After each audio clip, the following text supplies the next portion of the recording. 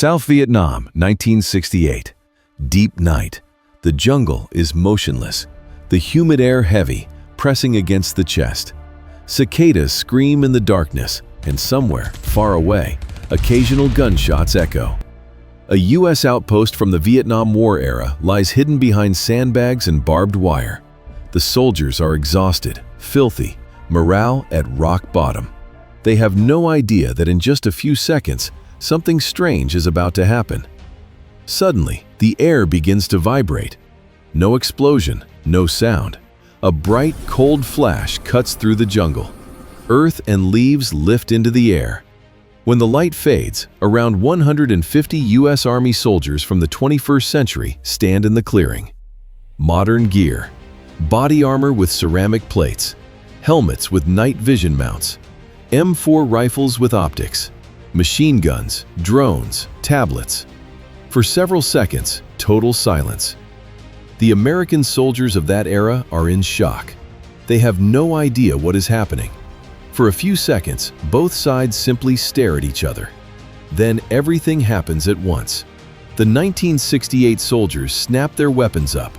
The modern troops do the same, instantly, without a word. Muzzles locked precisely on target. Movements honed to pure reflex.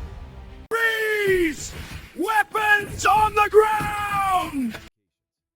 That's lock guard! You don't move! Weapons stay up! Hold your sectors! The air hums with tension. One wrong move, and it will end in a slaughter of their own. Who the hell are you? That uniform isn't ours! A 1968 soldier yells. Look at our flag! Same one! Just a different year! An officer from 1968 steps out of the fortifications, a captain, his face gray with exhaustion, eyes red from sleepless nights. Slowly lower your weapons and tell me who you are! The modern commander steps forward without lowering his rifle. We're the U.S. Army, just not from your time. We're not your enemy. Someone among the 1968 soldiers lets out a nervous laugh. Great. Now they're sending us lunatics too. A modern soldier slowly lowers his weapon and raises one hand. Don't shoot. Look at our equipment. Look closely. The captain steps nearer. His eyes trace the body armor, the helmets with mounts, the rifles with optics. He frowns. What's that on your helmet? A mount for night vision equipment. One of the 1968 soldiers cautiously approaches, keeping his M16 raised. He reaches out and touches the M4 rifle, running his fingers over the optic. This a rifle? Yes. Where's the front sight? It's not needed anymore. The captain looks at the modern commander. If you're lying, this is the strangest lie I've seen in this whole war. And if we're not, it's the strangest truth. A long pause follows. Then the captain slowly lowers his weapon. One by one, the 1968 soldiers do the same. The modern troops mirror the movement. Welcome to Vietnam.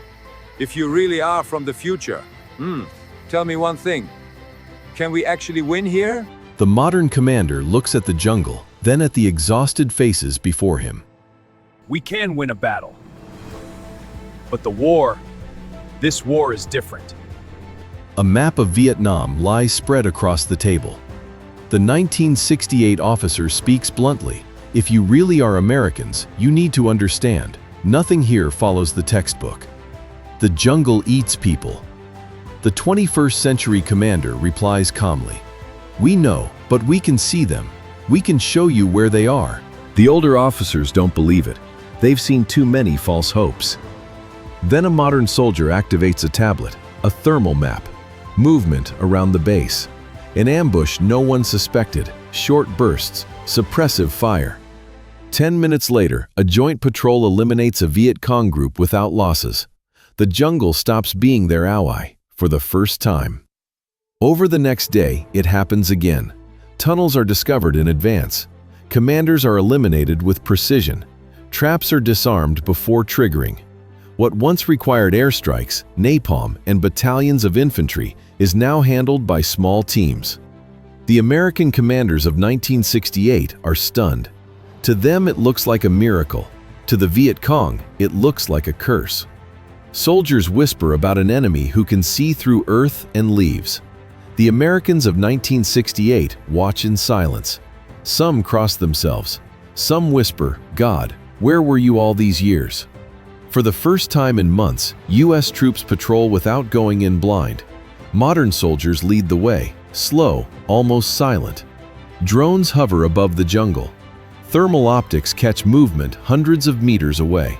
Where there was once only fear and guesswork, there is now clarity. Contact 12 targets, northeast, 120 meters. Confirmed, commander among them. The 1968 soldiers watch as a Viet Cong unit disappears in seconds. No screams, no panic, no chaos. One veteran, lighting a cigarette with a trembling hand, whispers, "If we'd had this last year, half my guys would still be alive." The modern sergeant says nothing. He knows there's no answer. A week later, the first mass clashes begin. The Viet Cong gather hundreds of fighters. They attack in waves, unconcerned with losses. Modern troops take positions on high ground. Machine guns, precise fire, coordination. The first wave collapses in minutes. The second, even faster. The third never reaches the line. The jungle fills with screams, smoke, and the smell of gunpowder.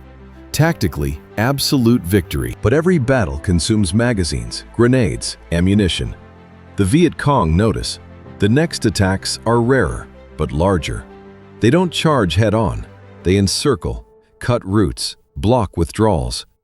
The modern troops feel the jungle closing in. They win battles, but lose space. Each day they fall back to preserve strength. The commander understands, this isn't defeat, it's suffocation. In one of the hardest episodes, a 21st century unit falls into a classic trap. Contact with a small Viet Cong group. Pursuit. Then sudden fire from all sides. Hundreds of shots. No thermal signatures. Enemies firing at near point-blank range.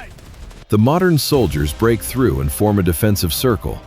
Losses are minimal, but ammunition is almost gone. After the fight, they sit silently in the mud, reloading their last magazines. Then the fighting changes. At night, the jungle transforms. Humidity rises. Fog creeps between the trees. Thermal optics lose clarity. The Viet Cong crawl closer. Very close. Shots ring out. The modern troops respond precisely, but the enemy is already gone. These attacks don't aim to kill, they aim to deny sleep. After 2 days, mistakes begin. Reactions slow. Focus fades. In one engagement, a reconnaissance group enters a village. The map shows clear. Drones detect no movement. But as soldiers move between huts, the ground erupts beneath their feet. Old mines, bamboo traps, stakes. The Viet Cong never engage. They just force slow movement. Every meter is a risk. Modern medicine saves the wounded, but time bleeds away. And time is the one resource they don't have. After 2 weeks, it becomes clear, Vietnam cannot be broken by brute force. The modern army destroys more than any U.S. force in 1968 ever could. But it cannot win the war itself.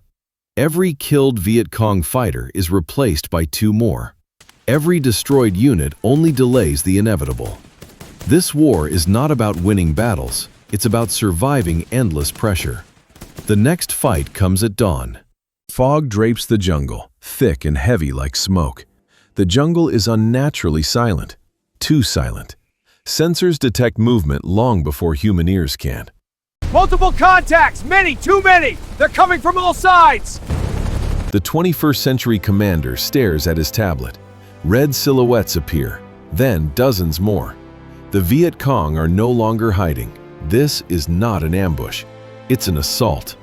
They've decided to crush us with numbers, so it's going to be hot. Then we hold the perimeter together. To the end. Positions are redistributed. Modern troops take the flanks with thermal optics and suppressive fire. The 1968 soldiers fortify the center. M60 machine guns roar. Old and new weapons merge into a single rhythm of combat. The first contact is brutal. Rounds tear through foliage. Cries drown in gunfire. The Viet Cong advance in waves, emerging from tunnels, trees, fog. Bullets whistle. Mines detonate. The air fills with smoke and screams. Left! Hold the left! Wounded! Medic! Modern troops fight efficiently, conserving every round.